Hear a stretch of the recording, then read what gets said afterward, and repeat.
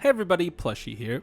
So with the upcoming Castoria rerun banner in NA, I want to answer a question some people might have, which is, should I still roll for Castoria in this day and age if I don't own her, or should I save for someone like Oberon or Koyan Sky of Light?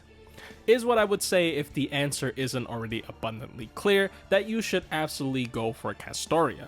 So we all know the good of Castoria. It has been talked to death ever since she came out. She is an enabler of arguably the best looping card type in the entire game. Also, Castoria is the best support in the entire game for higher difficulty challenges, not just for arts DPSs, but for literally any team you want. Her entire skill set is busted, and the MP with the on-demand AoE Solemn Defense that even stacks with Overcharge that can protect your teams for multiple turns, making them untouchable, and it also clears all debuffs, which is used to be a good niche that you might have to bring certain characters for, such as John, but now they're just completely worthless. And it also gives yet another attack up. And because of how accessible her MP is, with a combination of her AoE battery and her triple arts deck and her pretty decent MP gain, you're going to be having this constantly up. So I feel like we all already know how broken Castoria is. But Plushie, you might ask, what if I don't care about any of that? I don't care about high difficulty quests. I don't care about arts looping either.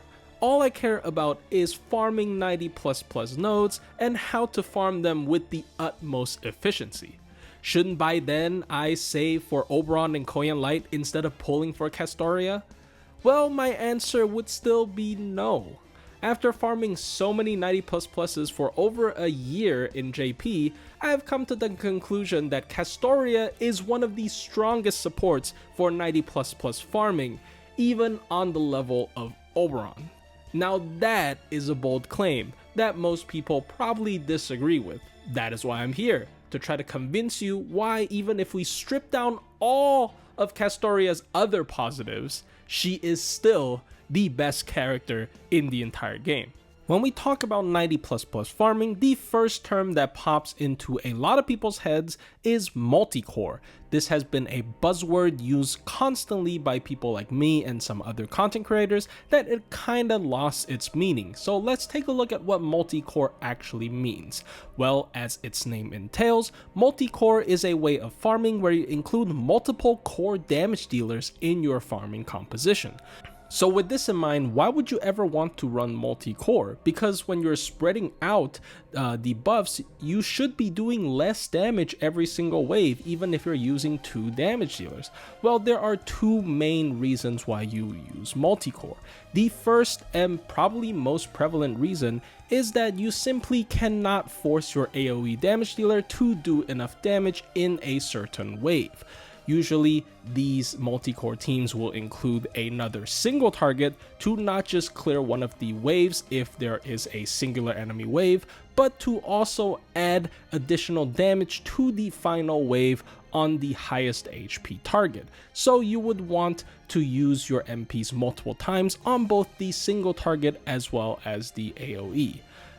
The second reason why you might want to use a multi-core team is that simply your damage dealer is not able to loop their MP 3 times in a row if you bring a high damaging CE such as Black Grill or event bonus CEs that doesn't start with 50 MP. This happens with many buster damage dealers such as Cool Khan, Morgan, Arjuna Alter, the list goes on. With that, you are instead including a secondary damage dealer just so that they can clear a wave instead of your main damage dealer. It's kind of the same logic as including a Rosh in some of your looping comps when you struggle to loop all 3 waves. Usually, when you include another AoE, especially in these comps, you would want the AoE to have also some form of buffing capabilities to make up for the full-on support unit you cut for that position.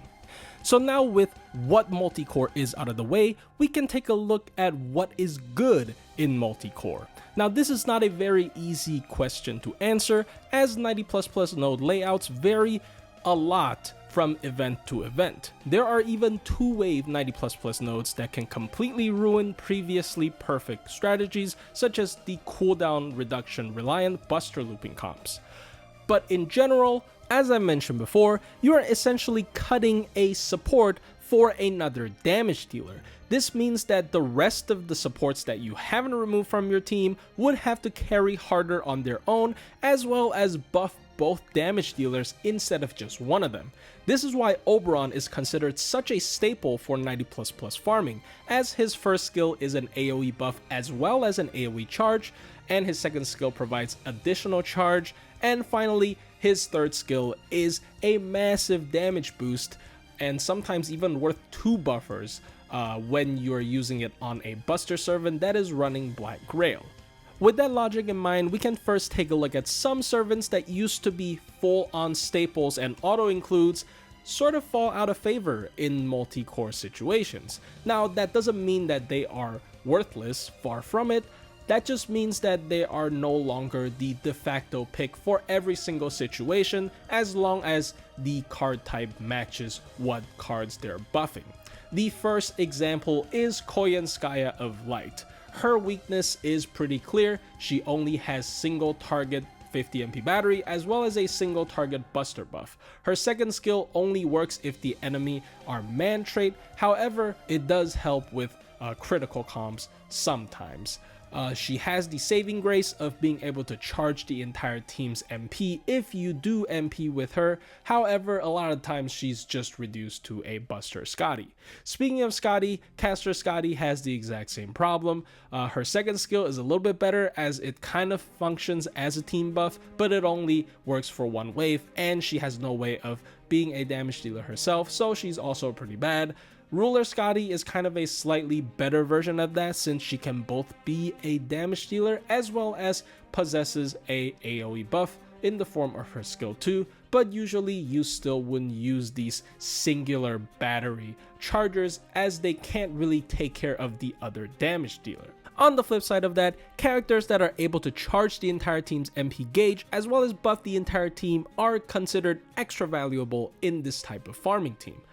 Among those characters, Tezcali Polka and Koyanskaya of Dark are especially highlighted because they have AoE 30 MP batteries. Why are AoE 30 MP batteries considered so good? Well, compared to AoE 20 MP batteries, because now you are buffing 2 damage dealers at minimum, that 10 MP difference is bumped up to 20. Now that might still not sound like a lot, but when you stack up those 30 AoE MP chargers instead of 20 AoE MP chargers, you start to make full MP charges very easy on both damage dealers. So for example, if you're running 2 AoE 30 MP chargers, both your DPS already will have 60 MP charge. If they both have their second append skill maxed, now they both have 80 MP charge. And if you bring in someone like Oberon and use his skill 1, both of them have full on MP charges.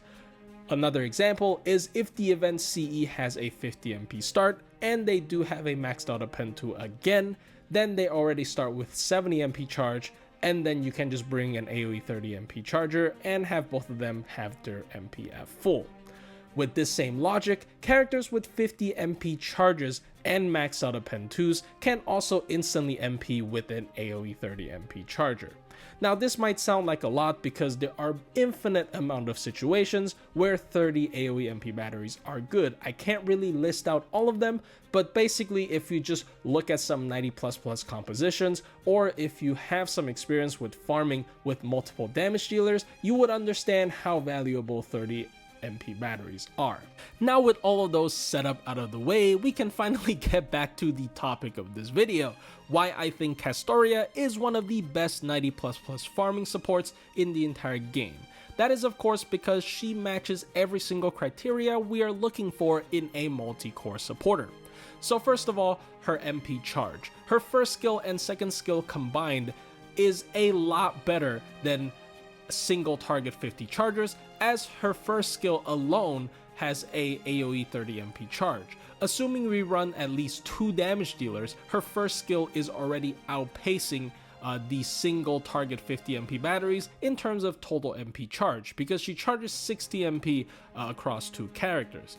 And of course, when you throw in her skill 2, it's just not even a competition. She just has an extra 30 MP charge for a secondary damage dealer for free. And of course, her first skill also comes with an AoE buff in the form of a 20% charisma. Castoria being an art support is also arguably a positive for 90++ farming, because I think arts is actually one of the most ideal card types for 90++ teams instead of buster in many cases. Why is that? Well, as an example I brought up earlier, you're usually MPing more than 3 times in combination in a 90++ farming node. For example, you're MPing twice with your AoE, as well as MPing twice with your single target, once to clear a singular wave, but the second time in combination with the AoE to take out the final wave. So you actually need to charge a lot of MP spread across your 2 damage dealers. So if one of your damage dealer actually has the ability to refund their own MP, it takes away a lot of the pressure to provide raw MP charging skills. And finally, on top of all of that, she has her MP, and she gets it very easily thanks to, once again, the AoE 30 MP battery. Her MP, even at MP 1, provides an additional AoE 30% attack up. Combined with her first skill, that is a total of 50% AoE attack up.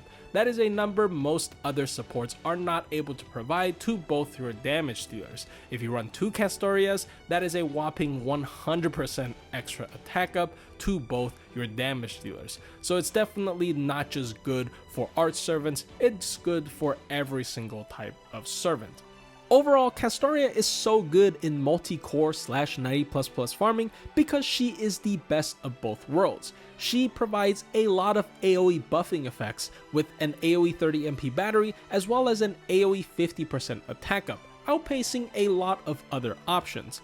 But she also doesn't sacrifice the ability to buff one of the damage dealers to sky high like her other card type meta supports, being able to charge one of them with 50 MP battery as well as provide an additional 50% arts up to them.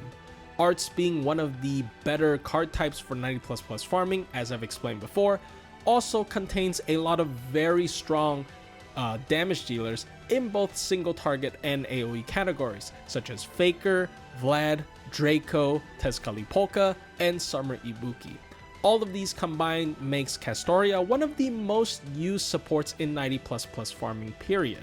If you just search on YouTube for different 90++ farming comps, you will be seeing Castoria in a lot of them. Anyways, hope you guys enjoyed the video. I know this is a bit messy because I got the idea pretty randomly just from talking to members of my Discord, but I thought this was an interesting video nonetheless.